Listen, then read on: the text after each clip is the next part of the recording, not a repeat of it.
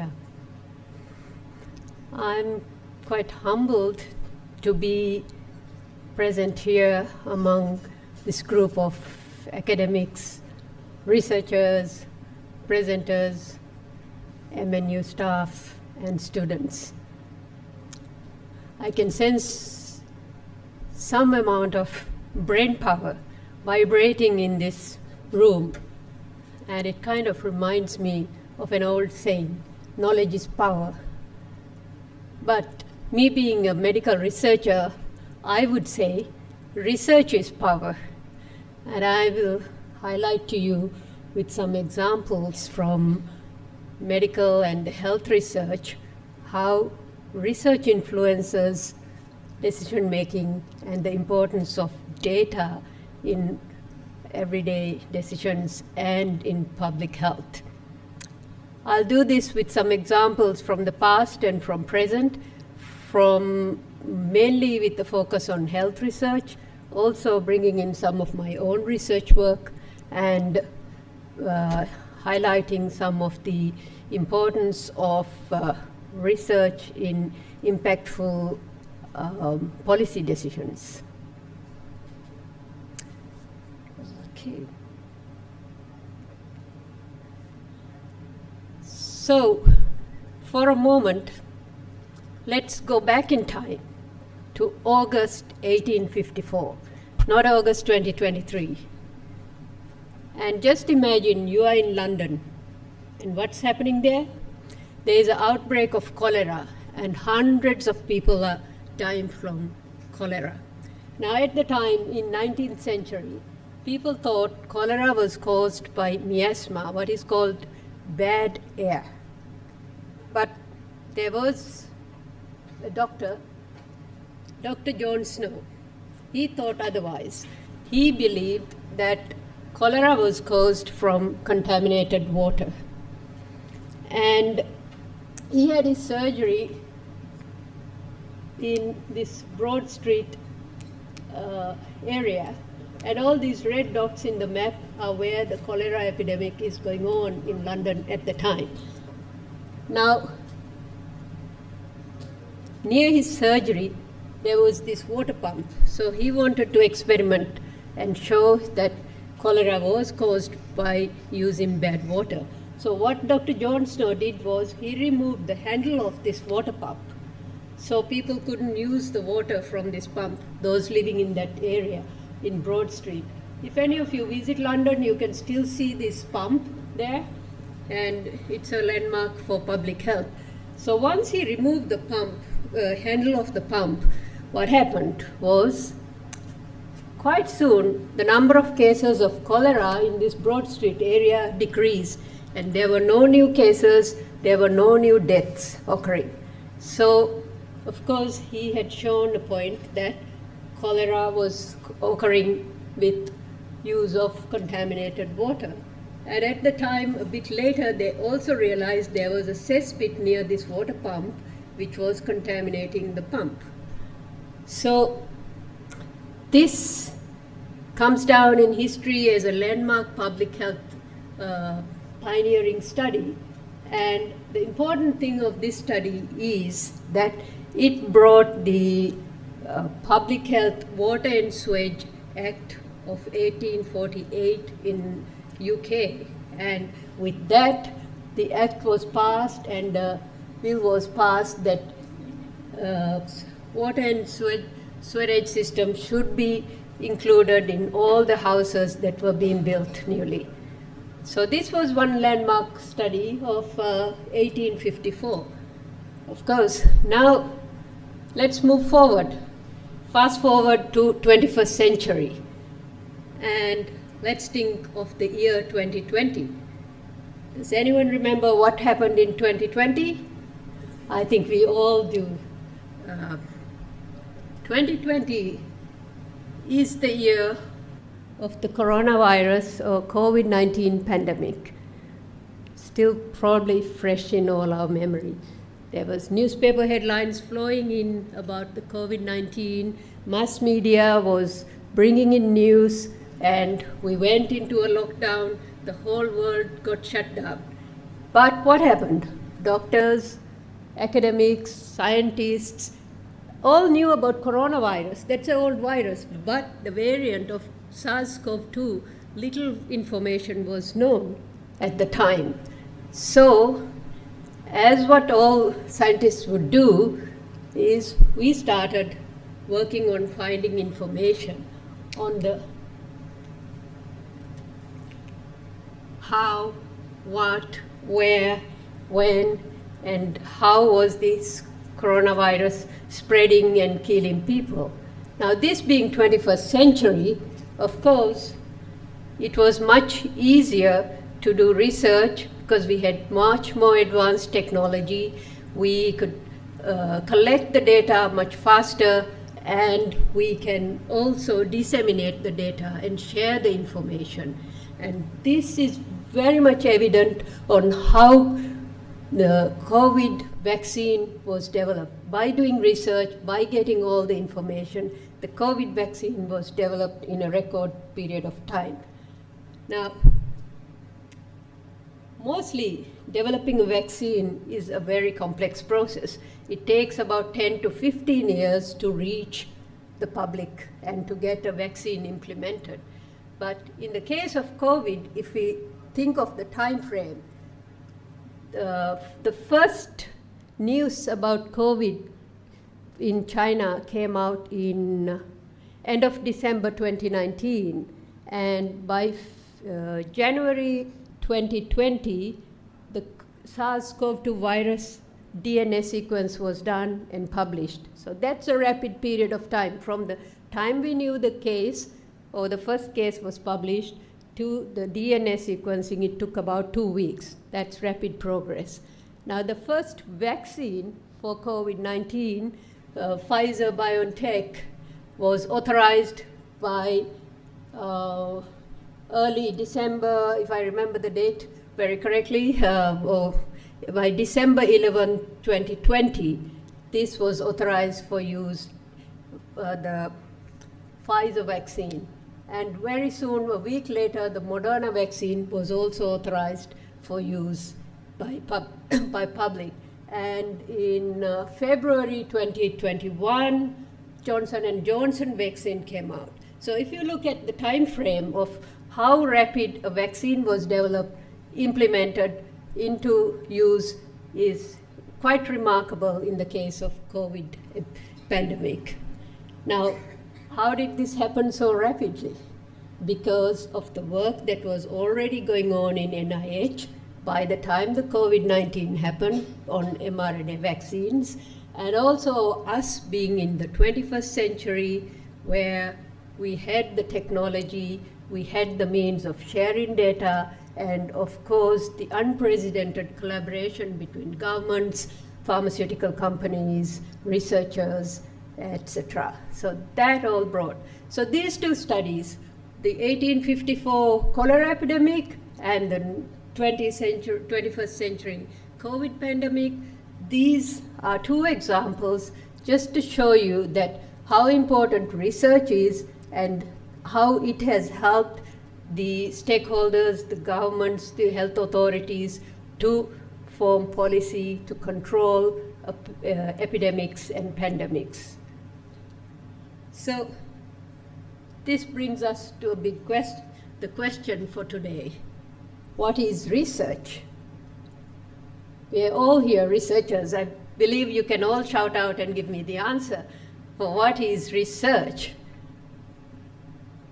I would say, in a very simple way, if we look at research is a creative work that is done to stock up knowledge, to increase knowledge. In other words, if we look at research, bridges the gap between the knowledge and action. So with research, it helps to bring action together. So what's involved in research? Simply put, the center of research is collection of data, or it all evolves around data. So when we do research, we collect data, we organize the data, we analyze the data, and we interpret the data. So research focuses around data. And the purpose of research is, of course, to describe or to explain or to predict or to control a phenomenon that is being studied or being observed. And we can do this research in different ways. Different methodologies are used for research. It can be inductive or deductive. It can be qualitative or quantitative. And we can do observational or experimental research on a topic that we are finding of interest. So with research, as I said, all centers around data. So what is data? Simple exam question. Who wants to answer this question? What is data? I think we all deal with data every day. And data, to be simply put, is a collection of values that gives information. And data comes in different forms. Data can be numbers. We are all using in our computers 101010. All this goes as data. So data can be in numbers. Data can be measurements. If we're doing research, perhaps let's say we take measurements, age, weight, height, or if we want to do some research, we take some blood, do cholesterol level, sugar level. So all kinds of measurements can go in as data. Data can be characters. We use, when we enter data, we assign characters to data. So data as such doesn't mean anything, so we have to do these. And data can be sound waves. We all use our smartphones. We have our talking. All this is getting recorded, the sound waves going behind us and be collected as data. And can be symbols. Data can be symbols. It comes in different forms. We send all these emojicons, symbols, that all goes as data. And then data can be images. All the pictures, the Insta pictures, the FB pictures, all what we put on, all this is getting collected in the clouds as data in pictorial forms. So all this data, it doesn't mean anything when it's just there as numbers or characters or symbols. We need to structure it, and for data to be meaningful, we have to organize it into tables, into graphs, into charts, and then only it makes some sense of all the data that we get. And of course, data applies to all fields. It can be science, it can be health, education, business, agriculture. In all fields, we have data. And data is used for many purposes. We can use the data for reasoning, we can use data for discussions, we can use data for calculations, we can use data for analyses. So data is, in this sense, very important. And of course, once we use the data, that can be used to make decisions, in real life decisions, data-based decisions or evidence-based decisions, which can solve world problems. So data is everywhere, as I said. Like right now, if you see this picture of the eyes, this is my eyes, your eyes. What we are absorbing is the data, how it's going in through our eyes. I can just stand here and collect data. I see men, women, female, male, if I want to say, different age groups, young, older people, different colors of dresses, people sitting, standing. So this is all data that my eyes are absorbing right now. And if we want to do a little bit more of a study, we can say, we can delve and we can get some demographic data as well, the professional background, the years of experience. And if we use this information, right now what I'm seeing, and analyze it and interpret it and deduce it, then we can help Dr. Shenaz to use the information to know what type of people might attend a keynote lecture given by a female local next year. So that's simply how we can use research. So we made a decision using a simple research, collecting a few bits of pieces of data, and we can deduce and make a decision. Or this type of people will be attending the lecture. So simple as that. And data is everywhere we see it. We look out, we walk in the street, we will see data. So we just have to be observant. Now, we are living in an ever-evolving digital world. And we all know these mega companies. We use it daily, all these companies. And they are benefiting from data. What does Google do? Does anyone know? I think most of you know. We are using Google. What does it do? It uses data to deliver relevant search results to enhance user experience. And with that information, they have become a very efficient search engine globally. So data is being used. What does Amazon do? I think I use Amazon to buy books. So if I purchase a book, very soon I will get prompts from Amazon. You might be interested in this book this might be of your interest. So we get these pop-ups about it. And what is it happening? The data is being used to recommend users other products of theirs. And they use the data to categorize pricing, to manage inventory, and that gives success or satisfaction to their customers.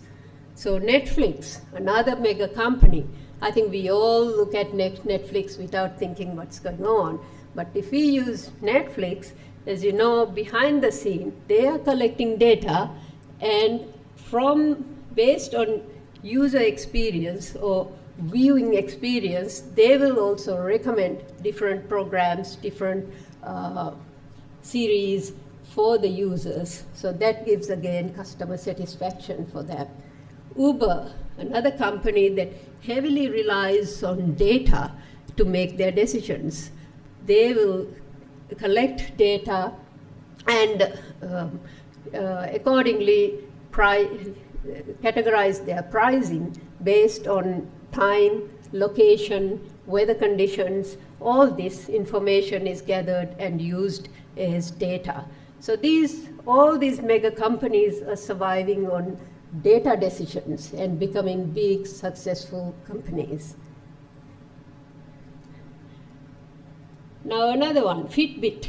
I think all those who are here as sport people who goes running, trekking, walking, I guess everyone uses Fitbit. Now the Fitbit tracker company, what do? They collect our personal information about our sleep patterns, heart rate, our physical activities, how many steps we will take in a day, and all these get collected. So data doesn't mean only big governments or organizations have to make decisions. We ourselves can use this data for our personal decisions. For example, if we wear a Fitbit and go to sleep, wake up and look at the Fitbit results, we may see, we had REM sleep of 1 hour, 2 hours of non-REM, deep sleep 3 hours. So we can say, my sleep pattern is not very good. I have to do something to improve my sleep pattern. So same way, if we don't reach our target goal of 10,000 steps or 12,000 steps,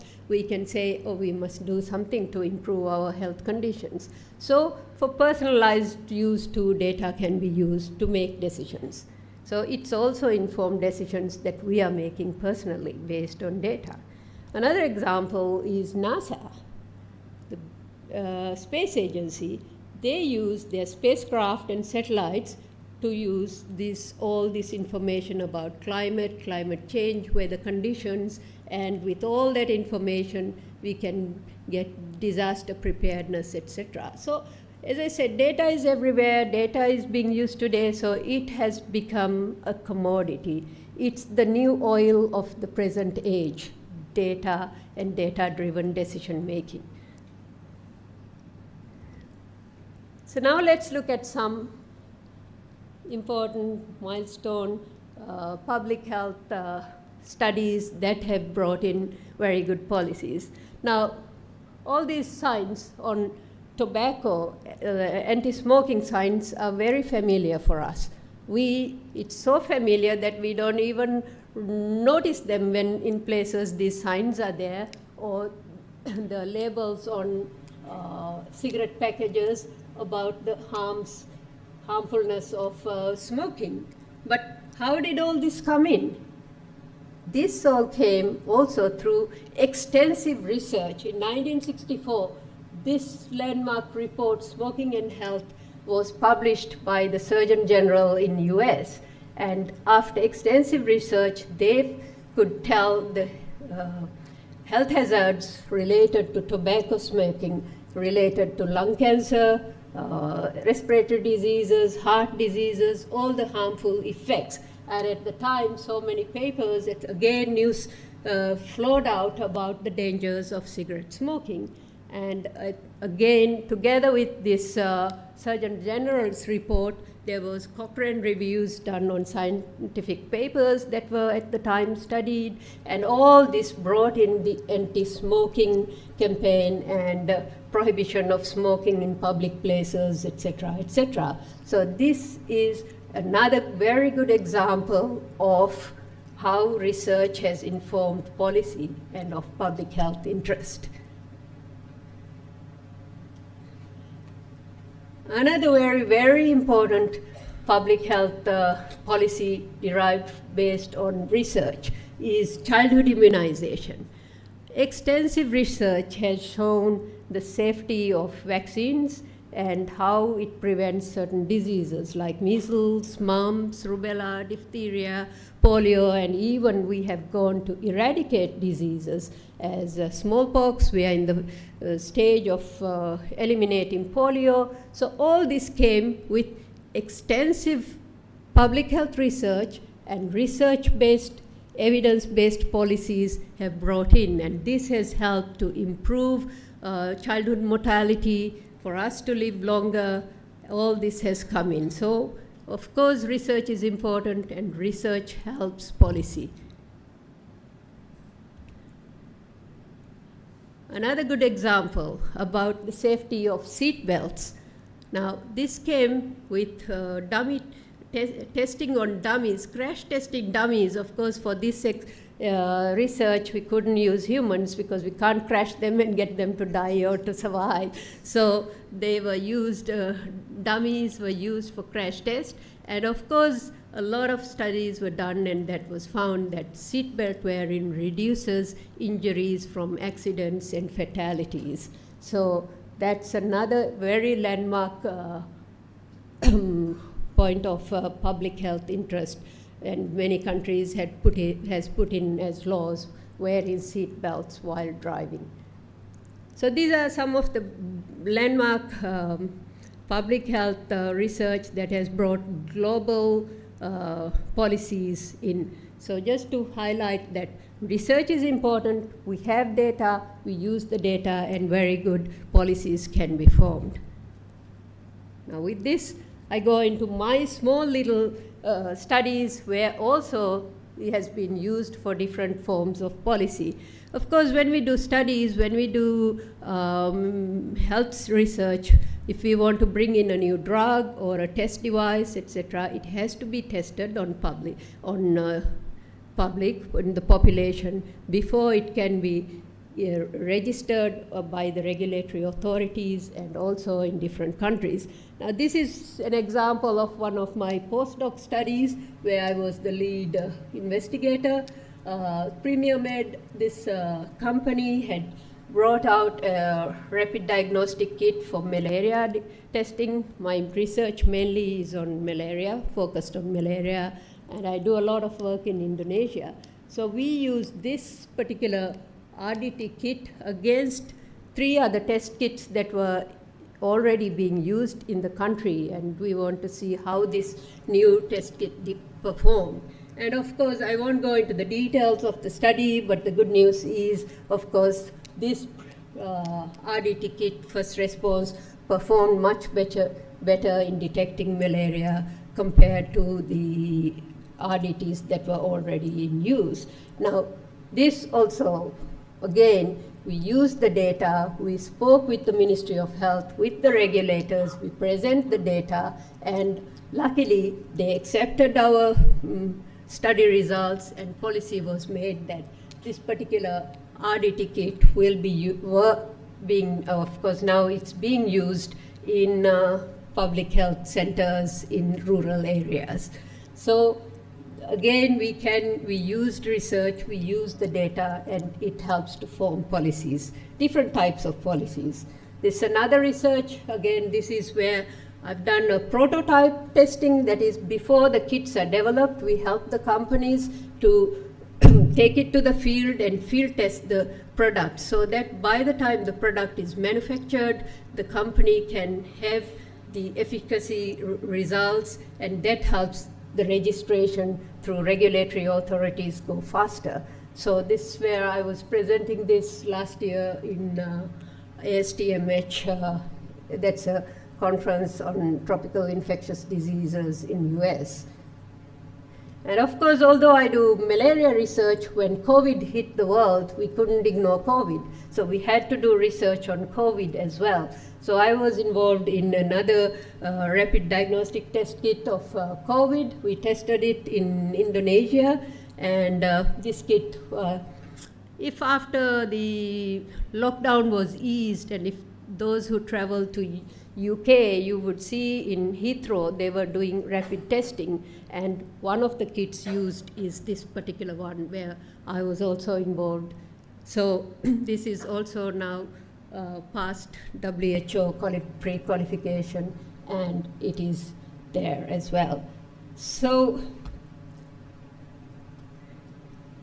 now, of course, research is important for policy, and as the theme goes, research for informed policy decisions, definitely research is needed to make informed policy decisions. Now, how could we use research or data for making decisions? First and foremost, we should develop a data culture. Organizations should develop data culture so that people in organization at all levels can use the data to make decisions. Simple things as in an organization or an institute, even the attendance data can be used, and they can just use this data and show the staff that about their particular attendance pattern as well. So we have to develop a data culture. We have to use technology and tools. How we can use technology and tools? We can use dashboards so that data can be visualized and people can see it and interpret it.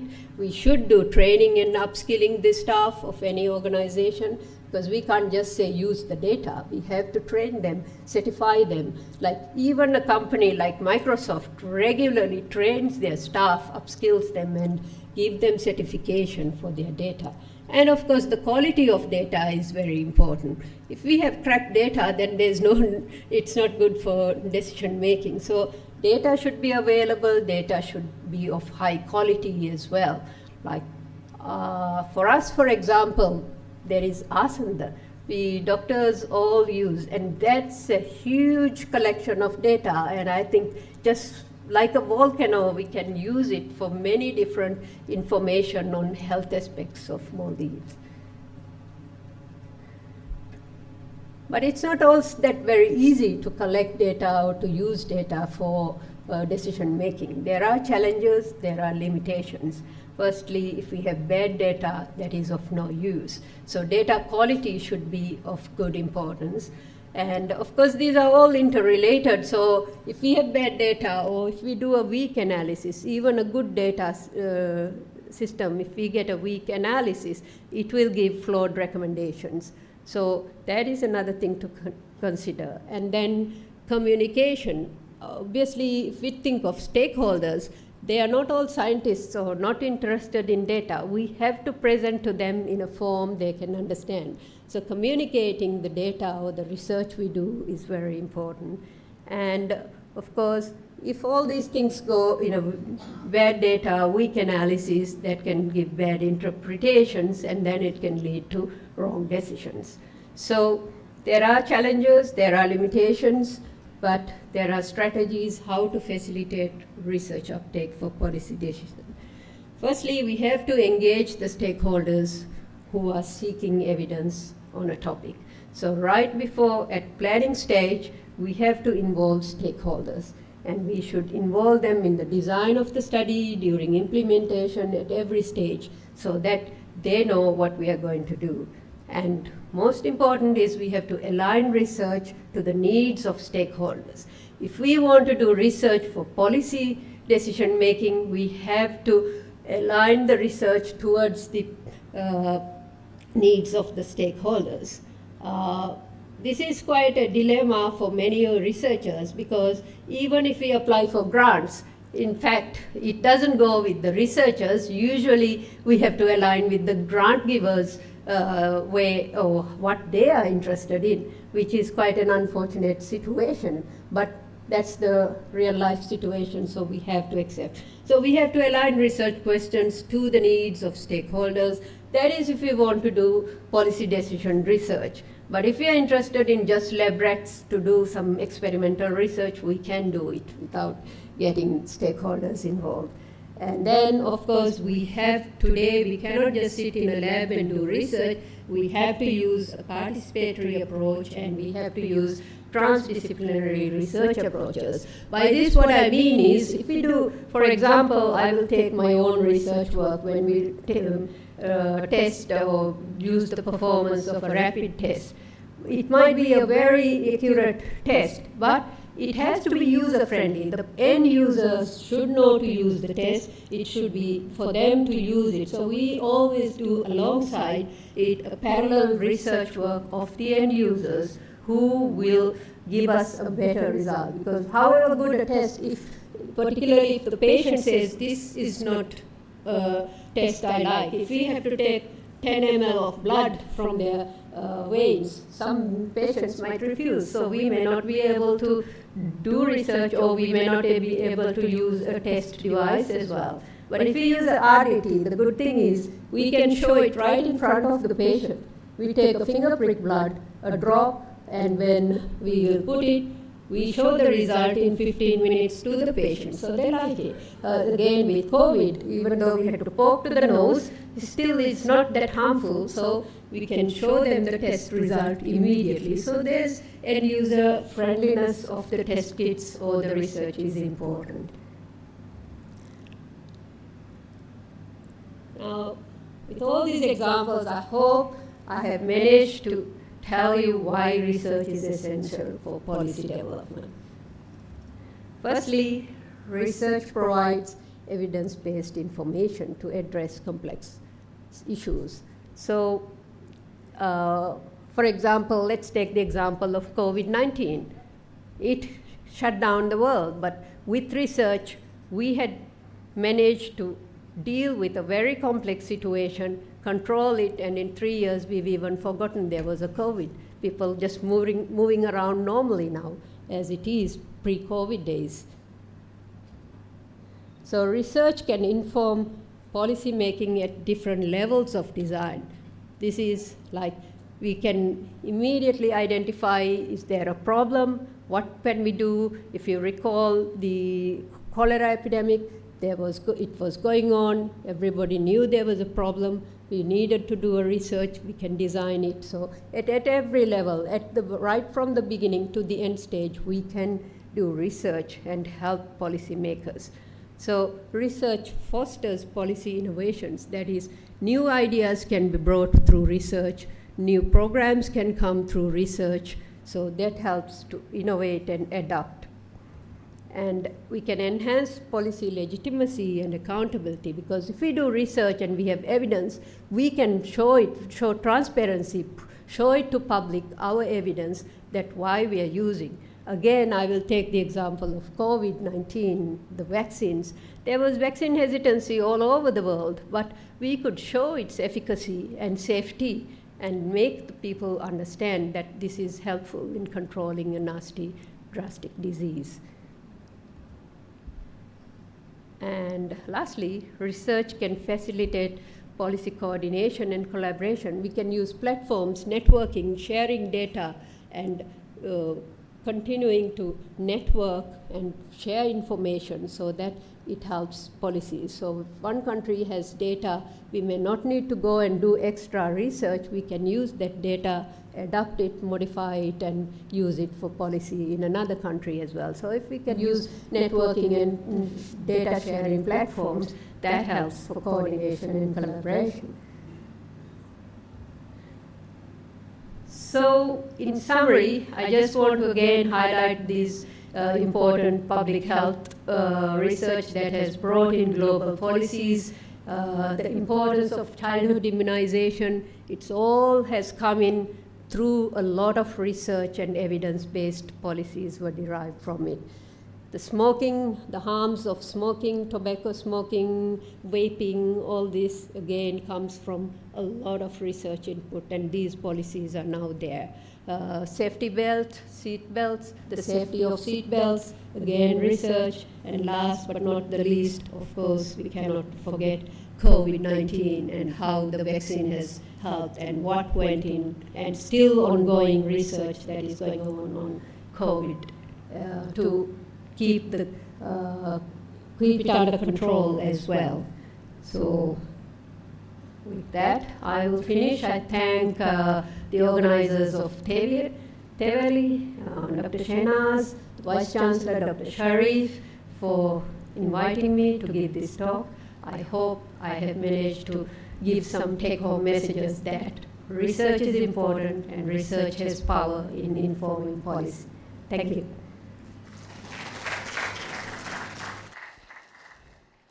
From data to decision, the power of research in policy development. Thank you, Dr. Rukhsana Ahmed. Dr. Rukhsana has taken us from Jon Snow to digital technology of the current era, how useful data is for use in many fields, and how research has contributed to successful decision making. Dr. Rukhsana has also highlighted about her research and how it has supported policy decisions in Indonesia and other parts of the world. Thank you very much. Now I would like to invite Dr. Mohammed Sharif, our DC, to give away the token of appreciation. Any questions? Oh, sorry. Yeah, before that, any questions from the audience?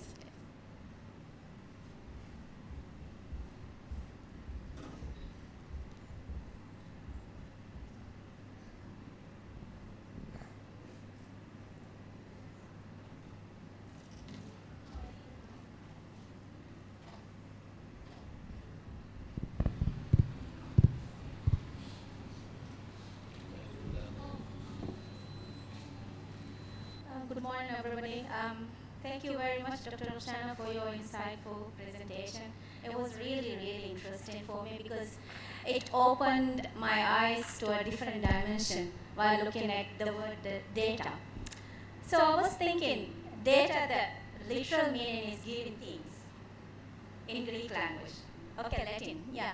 But what I was really thinking about while I was listening to your conversation and so many interesting ideas, we actually in our country, or maybe I have seen in other countries, a policy for using data and standards, and because every single organization has pool of data, and if it's used for making decisions, that would have been so great for a country. So I was thinking, have you been working anything or any particular aspect to really enforce or assist people to have this kind of a policy, use of data in organization? I'm just interested because I, myself as a researcher, I'm having a lot of difficulties to find and really seek the use of these things which are available. I know it's out there, even just looking at, because I'm an educational researcher, so I was always thinking whenever I ask something from a school, I'm having this trouble because they will have to go so many different layers to give me the access to even to get the student attendance, for example. So if organization has, or maybe national levels, a plan for using data policy, that could have been really make our life easy. Thank you very much. Yeah, good question. where I work, of course, data is now taken very seriously because there is also data security. So when we do research and share data, definitely there is policies, as far as I know, because where I work, we have policies and very strict policies on how data is shared, how data is used, how data is transferred.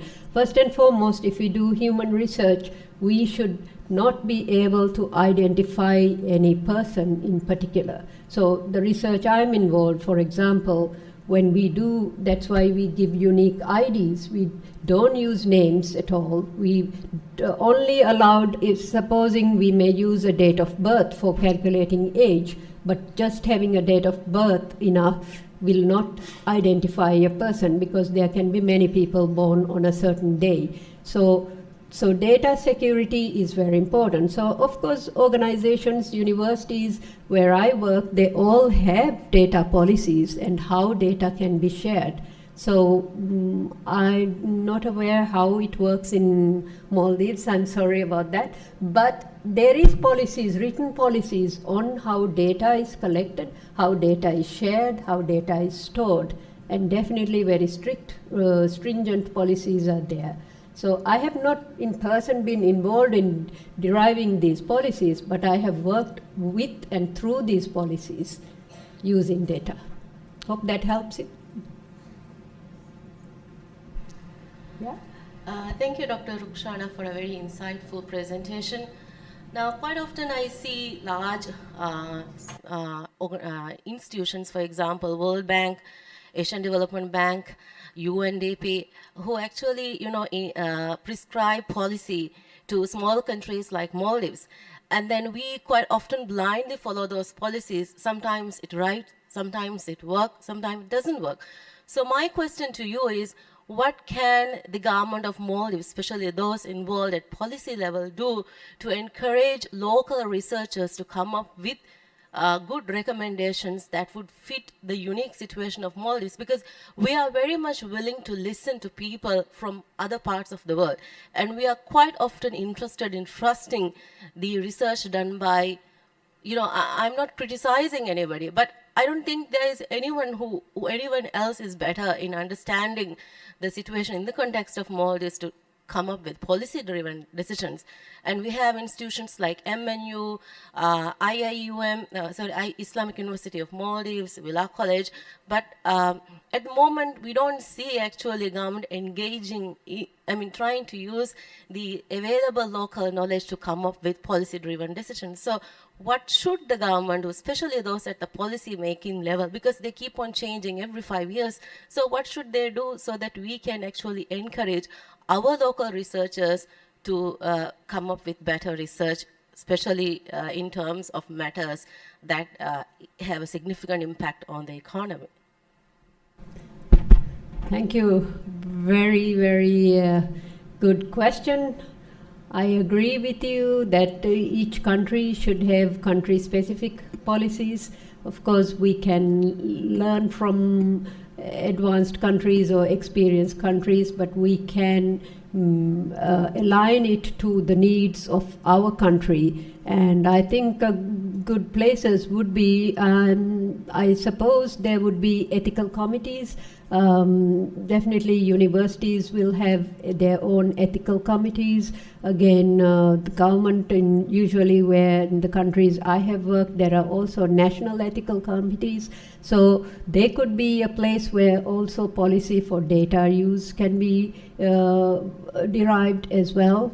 I have a lot of experience from Indonesia, so I can just take an example. For example, when we work in Indonesia, there is very strict country policies that to take out biological material out of the country elsewhere to do an experiment is a long process. So there is written policies again on, because they want to keep their data in their country, and they would rather have the investigators or scientists from abroad come and do those investigations within the country rather than taking their biological material out of the country and work in another lab. So I think this is a slight deviation from your question, but the policies, definitely I agree, whether we shouldn't blindly take what WHO or World Bank or IMF or whatever organization says. We can look into it, definitely we should study it, but align it to our needs and form policy. I think this is a good forum that you have brought this up, and this might be where to start. Maybe the university could come up with a policy that might be the first and good place to get this written policy derived on data use in Maldives.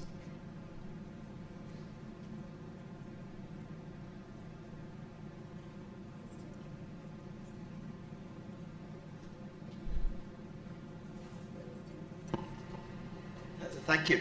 Apologies if I missed the explanation of this slide right at the beginning, but maybe you didn't explain it. But the slide which is on the screen just now is a very exciting picture, and I'm not sure it's yours. So maybe you can explain it, but it puts me in mind of people who say that the pyramids were built by people from outer space. But I guess we don't have much data on that. But this then takes in the mind of there's many people out there who, let's say, won't believe in data or don't engage with it. So there's climate deniers. There'll be the scientists who say there's lots of data. And then you will have people in your field, in the world of people who don't want to take the COVID vaccine or don't want to have their children immunized. So I'm just interested in what your approach to the world of people who don't believe in data, or let's say they would say they have data which they don't trust the authorities. So how do you manage that, and what's your view? It's a hard question to answer. Yes, regarding this picture, yes, it is not my own, but it's one of my favorite pictures. And as you mentioned, yeah, there is many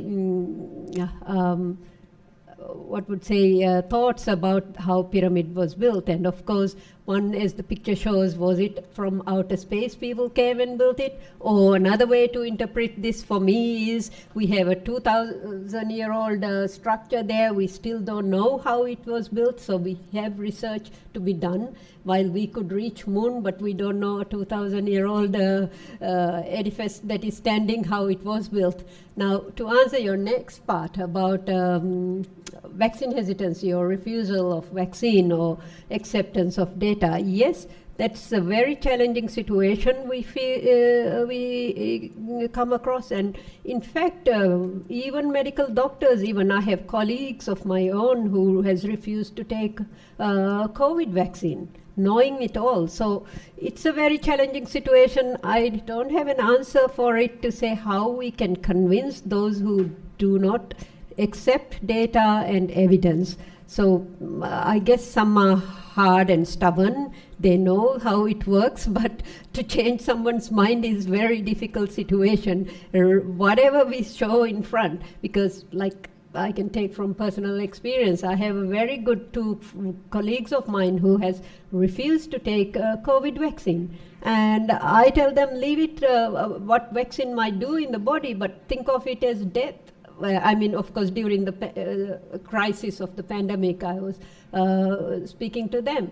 So, but still they refused. I mean, not because of my saying, but their own decision. So, yes, we all know right now in US tennis slam is going on. We know the world number one, the famous Djokovic, who has refused to take a vaccine. There's nobody who can convince. So there are many, many examples, but it's a hard challenge.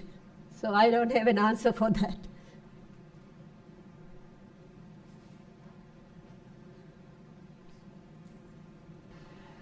Thank you. Not really a question, but probably a contribution to the discussion about data and acceptance of data. Yesterday, when Professor Seton was presenting, he talked about how he was killed to get people to listen to him. So I think this is quite a theme that actually can come into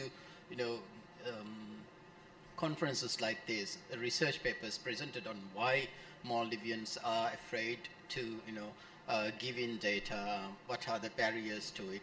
That itself could be a theme of a conference, because we've been talking about data and hesitancy to share data, hesitancy to analyze data, people to take up data and inform policies. And this has been there for at least 2 decades that I know of. So it's about time, I think, we had some academic research done on this topic itself. Yeah.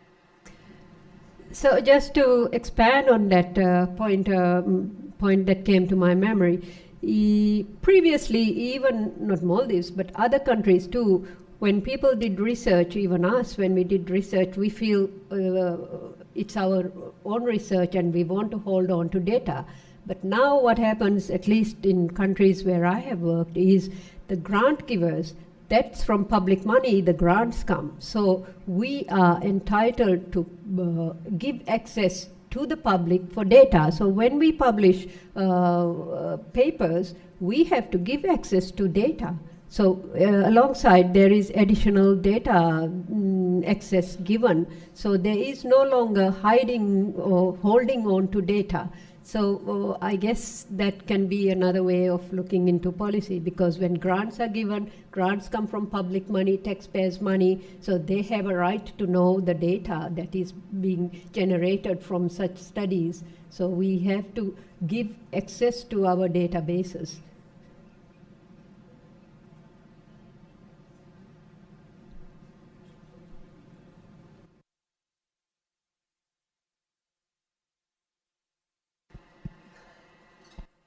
All of you, good morning. I have a contribution to make. After listening to a lot of you speaking here, I was wondering, a lot of us do not know that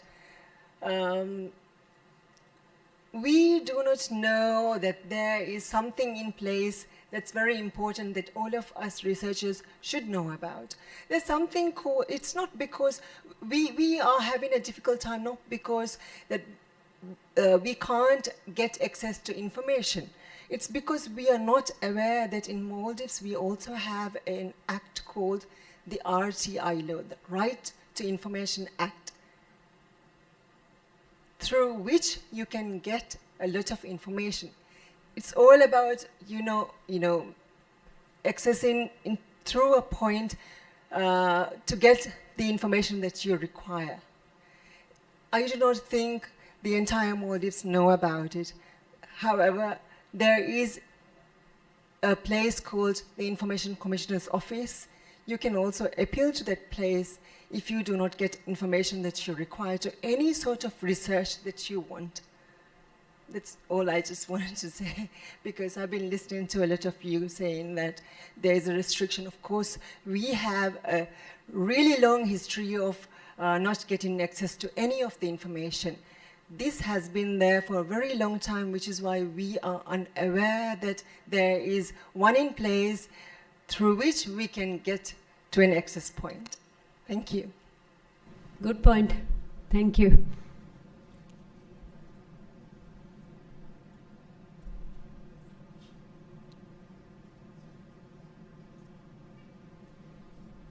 No more questions? Comments?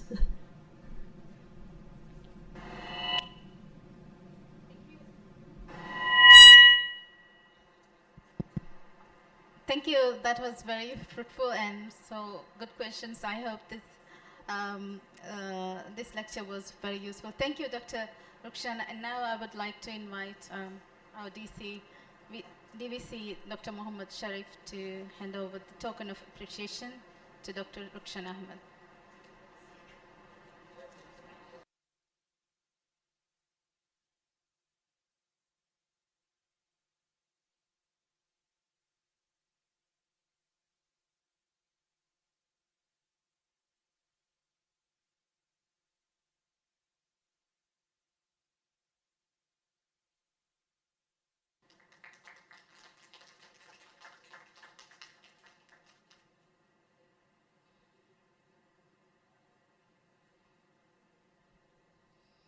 Thank you, Dr. Mohammed Sharif. Thank you, Dr. Rukhsana. Now we are concluding this session. Thank you everyone who has attended.